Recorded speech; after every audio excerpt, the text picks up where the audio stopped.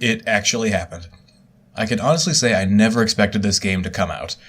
Thankfully, if the internet is to be believed, which is a dubious prospect, I in fact did just play Kingdom Hearts 3. Was it everything a 14-year development cycle promised it would be? Well, let's take a look. As a few general statistics, I beat the main storyline of the game in about 22 hours at level 38.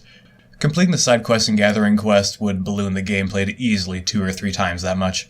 There's a lot of secondary things to do, from hidden Mickeys called Lucky Emblems, forging or upgrading items, and revisiting worlds. It doesn't force you to go back to most of the worlds, but something will be there for you to do if you decide to go back. Were this any other game, there would be enough new materials and mechanics to bog down the gameplay. Thankfully, the pacing of the new abilities allows just enough time to integrate them into your play before introducing something else. I honestly can't think of another game that maintained game flow with its consistently increasing complexity as well, so massive praise for the pacing. I can also thankfully say that the overwhelming majority of the quirky decisions for the spin-off games have disappeared. Gone are the command decks, attack decks, and card synthesis. Everything for cards, I don't know. It looks like the only major implementations from the sea of prequels and in-between quills are shot locking and flow motion, which I'm glad for. For anyone who missed Kingdom Hearts 3DS, flow motion was a way to move quickly across huge areas without sacrificing minute exploration. The maps are massive compared to Kingdom Hearts 2, and a way to traverse the area at a reasonable pace is greatly appreciated. Sora's also been going to the gym or something, because his run speed is also dramatically increased. Unfortunately, the flow motion is gated by the progression of the story. You won't actually be able to jump around freely until near the end of the game. It ties in nicely with the getting stronger plot point, but the earlier areas do suffer a bit for it. A few of the maps look like they're large for the sake of being large, which is a bit of knock against it as well. These are the exceptions rather than the rule, but they're still present. It feels like the developers went with a shotgun approach to new mechanics in this game. Few of them are massive or interfere with the standard ARPG gameplay, but for a heavily abridged list you have ingredient gathering, cooking, more than 2 party members at most points through the game, team attacks, attractions, retry coins from shopkeepers, and a dozen other small tweaks. One very welcome addition is the ability to switch between up to 3 keyblades with a button during combat. The D-pad has been underutilized in most ARPGs, and it's nice that all the buttons have a modicum of functionality now. Each of the worlds you go to has its own flavor and its own unique minigame, or 5.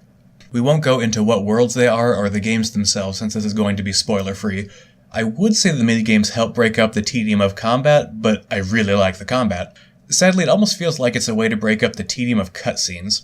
Get ready to listen to a lot of people asking where they know each other from, because there's several hours of cutscenes in this game. As a guess, probably 6 of my 22 hours were watching the game talk to itself.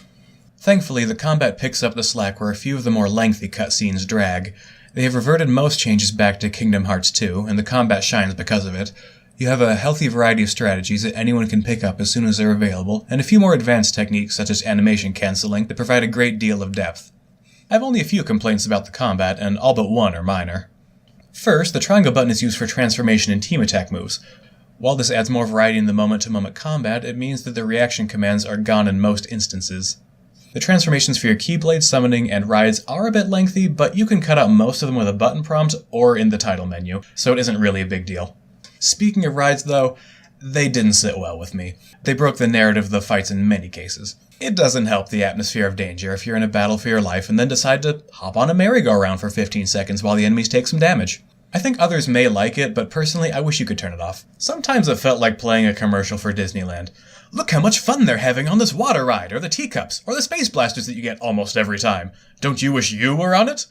Not a deal breaker by any means, but I wasn't a fan. Unfortunately, there was one actual problem with the gameplay.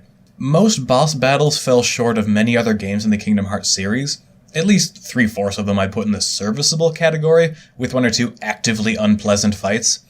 This isn't all of them, thankfully, and there are a handful of good ones, with 2 great fights at the very end. Judging this game by almost any other series, it would be fine, probably even good, but with the Kingdom Hearts pedigree behind it, I found it disappointing. But for everything they did worse than another Kingdom Hearts game, they did something better. If they did bad with the bosses, they did far better in the Gummy Ship. I hated it in the first game and thought it was alright in the second, and I like it in this one. Even if you still hate it, you can increase the speed of your Gummy Ship, which will actually get you through the sections faster. Everyone wins. With the exception of a few parts, the sound and music were amazing. The intro track for the game, taking place of Simple and Clean or Sanctuary, is Face My Fears. This is probably an unpopular opinion, but I don't like it. I did like it until the first long instrumental bit and then thought, why? Did the Kingdom Hearts intro song really need dubstep? And watching the end credits, Skrillex was one of the 2 artists who worked on it, so yeah, they actively sought this out. The voice actors range from good to great, with only 2 or 3 outside of that. Aqua sounds like she doesn't care at all in most of her scenes, and there's a new character in the 100 Acre Woods who I wish they would have just left out of the game entirely. Visuals fall into the same category. Overall, gorgeous, particularly a few of the Disney worlds, with a few noted problems. In one boss fight, I used a summon during a particularly flashy bit, and the game chugged along with 15 to 20 frames per second, until I gave up and dismissed the summon. I didn't notice any other frame drops, but in the massive fights, don't look too hard at the bad guys.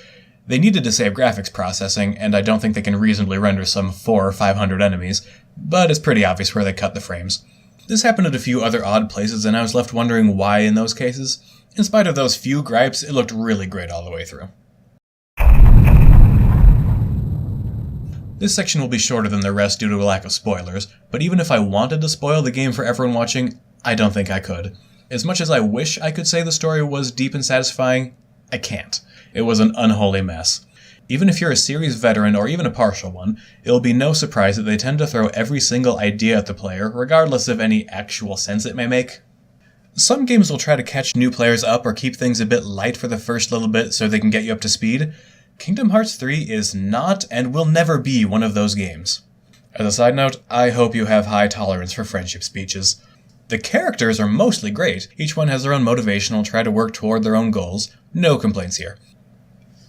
On the list of confusing plot points, we have time travel, amnesia of almost every single member of the game at different points in their story from one another, NPCs who lie to you, a few retcons, characters who pretend to be one another, betrayals, comas, multiple incarnations of the same character, evil clones of people, and tons of characters who change names just to name a few of the non-spoiler bits. All of these were seen in previous Kingdom Hearts titles, and all of which make a return, either via continued plot points or new occurrences. Taken individually, each of these can build up to an amazing story. Taken together, it sounds like, and sometimes will play out like, a bad soap opera. Particularly with the selective amnesia and evil twins. To make any sense of the story, you'll probably need to keep track of an intricate character web that details the relationships between one another, and why character A was dressed as character B, taking the name of character C, who was controlled by character D and betrayed character E, which is a plot twist, because they previously betrayed character F, who was also dressed as character B. So it gets complicated really fast. If you played through all the series and studied them to the exclusion of social interaction, and then replayed them all just to make sure you had all the pieces just right, the story may fill you with wonder. For everyone else on the planet, though, it'll be a confusing but amusing backdrop for the events. Thankfully, this does not hold true for the actual end of the game, which I won't go into here for obvious reasons.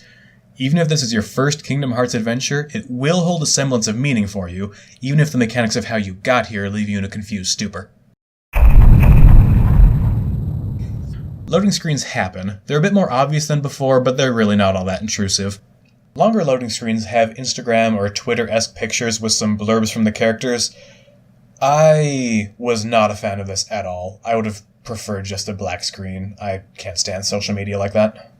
At one point, I was talking to one of the Moogles and my game crashed, so just be aware that you should save pretty often. That being said, the game does have an autosave feature, which is great. It made it so I only had to replay maybe 2 minutes rather than, 15 when my game crashed. There was a day one update, but it was pretty small. I think it wasn't more than, say, 1 or 2 minutes before I could actually play the game, which was fine. The gameplay had a few minor gripes here and there. In a vacuum, the gameplay might be the best in the entire series, but the lackluster bosses didn't allow you to take advantage of it like they should.